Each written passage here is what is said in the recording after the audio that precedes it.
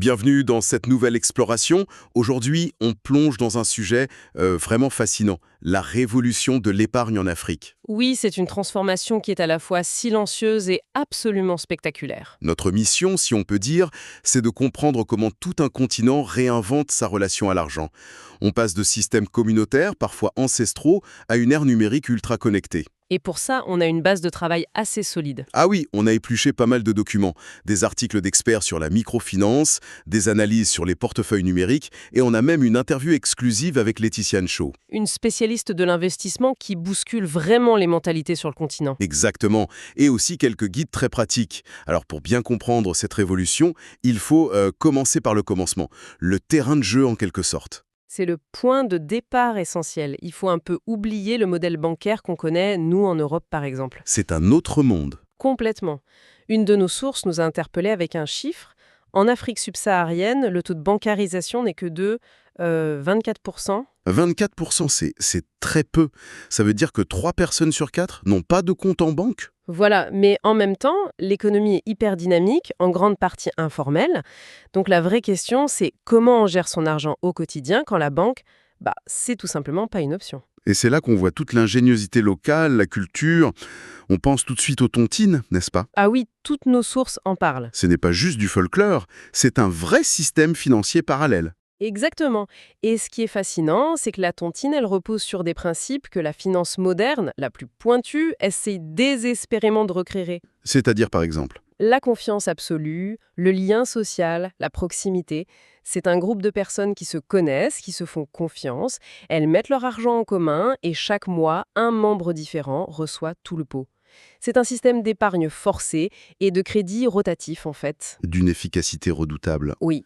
Et Laetitia Ncho, dans l'interview, elle utilise une analogie que j'ai trouvée géniale. Elle dit que la tontine, c'est la meilleure façon de comprendre des produits qui nous paraissent complexes, comme les fonds communs de placement, les FCP. Mhm. L'idée de mettre son argent en commun pour investir, c'est un concept que des millions de gens comprennent déjà intuitivement grâce à ça. C'est une excellente passerelle, oui. Mais, et c'est un mais de taille, ces systèmes traditionnels ont leurs limites. J'imagine, oui. Plusieurs de nos lectures le soulignent bien. D'abord, il n'y a aucune protection légale. Si quelqu'un part avec la caisse, il n'y a pas de recours. D'accord. Ensuite, il y a le risque de défaut de paiement d'un membre. Ça peut faire s'écrouler tout le système. Et surtout, la rentabilité est nulle. Ah oui, l'argent circule, mais il ne travaille pas. C'est ça, il ne génère aucune richesse en plus. C'est un outil de gestion, pas un outil d'enrichissement. Et c'est là qu'on arrive au premier vrai game changer, le truc qui a tout fait basculer. Le téléphone portable. Le mobile? Quand on pense mobile money, on pense peut-être à l'Asie, mais un de nos articles est formel. Presque la moitié des comptes de mobile money du monde entier se trouvent en Afrique subsaharienne. C'est colossal. C'est un cas d'école de ce que les économistes appellent le leapfrogging. Le saut de grenouille technologique. Exactement. Le continent a en grande partie sauté l'étape des infrastructures très chères, comme les lignes fixes ou les agences bancaires en marbre, pour passer directement à l'ère du mobile. Et ça a créé un terrain de jeu incroyable. Inespéré. Le service le plus connu, c'est M-Pesa, au Kenya. Toutes les sources en parlent. Pour donner une idée de l'échelle, rien qu'en 2022, M-Pesa a traité l'équivalent de 236 milliards de dollars de transactions. C'est dingue. Ce n'est plus une niche, là. C'est un pilier de l'économie. C'est ça. Mais attends, une question simple.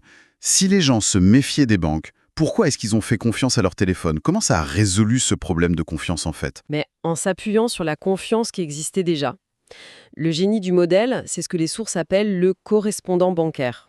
D'accord. L'agence bancaire, ce n'est plus un grand bâtiment intimidant, c'est l'épicier du coin, le commerçant du village, que tout le monde connaît déjà. Et en qui tout le monde a déjà confiance? Voilà.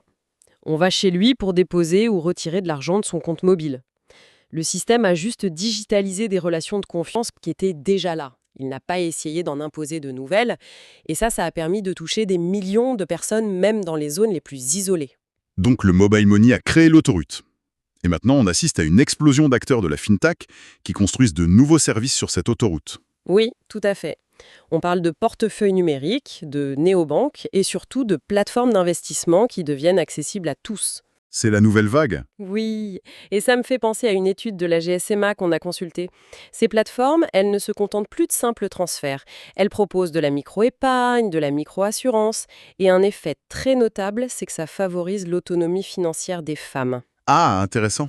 Oui, de manière très significative. Ça leur donne un contrôle direct et discret sur leurs finances. C'est une révolution dans la révolution, quoi. Et ça nous ramène à l'interview de Laetitia Nchot. Elle nous plonge vraiment au cœur de cette nouvelle ère. Mais il y a un chiffre qu'elle donne, qui fait un peu tiquer. Ah, je vois de quoi tu parles. Elle part de rendements sur des FCP qui peuvent atteindre 20% par an. Honnêtement, pour quelqu'un qui est habitué au livret A à 3%, ça paraît fou. Et c'est justement cette réaction qui met le doigt sur le prochain obstacle. La barrière psychologique. D'accord. Elle explique que ces rendements sont possibles grâce au dynamisme de secteurs en pleine croissance, la tech, les biens de conso, dans des économies qui ont une marge de progression énorme. Mais elle est la première à admettre le scepticisme, surtout de la diaspora. Cette méfiance historique envers les banques, la préférence pour des actifs qu'on peut toucher, comme la pierre, c'est un mur à briser. Et pour briser ce mur, la clé, c'est l'éducation. C'est ça, non? C'est le nerf de la guerre. Ce qui est intéressant, c'est que les guides qu'on a lus montrent que les solutions, elles combinent des principes universels, presque intemporels, avec les nouvelles technologies. C'est exactement ça. La technologie devient un accélérateur de bons principes. Par exemple, la méthode SMART, pour se fixer des objectifs, c'est un classique, Spécifiques, mesurables, atteignables. réaliste et temporellement défini. Voilà. Ou la règle du 50-30-20 pour budgétiser. 50% pour les besoins, 30% pour les envies, 20% pour l'épargne. Ce sont des systèmes que la technologie rend aujourd'hui hyper simples à appliquer. Et il y a un concept sur lequel Laetitia Nchot insiste avec une passion contagieuse. Les intérêts composés. Ah oui, l'argent qui fait des bébés. C'est ça, l'image est géniale. Et pour rendre ça concret, elle a intégré un simulateur dans son application. Et quand on joue avec, c'est vertigineux. On voit qu'en plaçant 100 € par mois à 9% de rendement, au bout de 15 ans, on n'a pas les 18 000 € qu'on a sortis de sa poche, mais presque 39 000. Le capital a plus que doublé. C'est le moment où on sort tous notre calculette, en se disant « Oh, si seulement j'avais commencé il y a 15 ans ». Exactement. Mais ça montre à quel point visualiser l'objectif, c'est un moteur psychologique puissant. Et c'est pour ça que des initiatives de terrain comme Sa caravane du cash sont si importantes. Elles vont à la rencontre des gens pour expliquer ces concepts. D'accord. Donc on a la base traditionnelle, la révolution mobile, la vague fintech qui s'appuie sur l'éducation. Quelle est la prochaine étape? Un de nos documents suggère que le prochain grand saut pourrait être l'intelligence artificielle. Ça s'inscrit parfaitement dans la continuité. L'IA peut répondre directement aux défis qui restent. Premièrement, le besoin d'éducation à grande échelle, Comment on touche des millions de gens? avec des chatbots intelligents qui peuvent offrir des conseils personnalisés 24/7, dans la langue locale, via des applis que tout le monde utilise déjà comme WhatsApp. C'est pertinent, surtout quand on pense à la réalité de l'économie informelle. Les revenus sont pas fixes. Précisément. Et c'est le deuxième point. Face à des revenus irréguliers, l'IA peut analyser les flux d'argent et proposer des plans d'épargne flexibles, intelligents. Genre mettre un peu plus de côté cette semaine parce que ça a bien marché? C'est ça. Et réduire un peu la voilure pendant une période creuse. C'est de la gestion financière sur mesure. Et enfin, le troisième point, la confiance. Le nerf de la guerre, toujours. Toujours. L'IA est un outil extraordinairement puissant pour la prévention de la fraude. Elle analyse des milliers de transactions à la seconde, détecte des comportements anormaux et bloque des arnaques en temps réel. En rendant les plateformes plus sûres, elle bâtit activement la confiance des utilisateurs. En résumé, le parcours est incroyable. On part des tontines, un système basé sur la confiance au sein de la communauté. Pour arriver au mobile money qui a fait exploser les barrières géographiques et sociales, donnant un accès financier à des centaines de millions de personnes.